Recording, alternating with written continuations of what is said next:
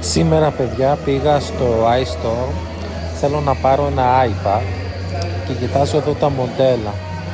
Και για πέστε μου εσείς ποιο να διαλέξω. Εγώ είμαι μεταξύ σε αυτό, βέβαια 1500 € κάνει, αλλά το σκέφτομαι αυτό το μοντέλο.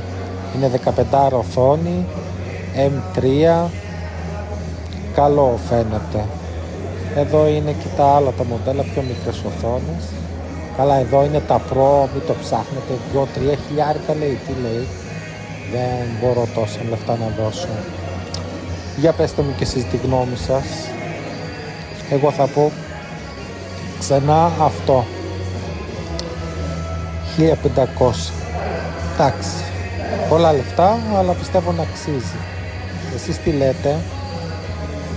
Καλή επιλογή? Για πέστε.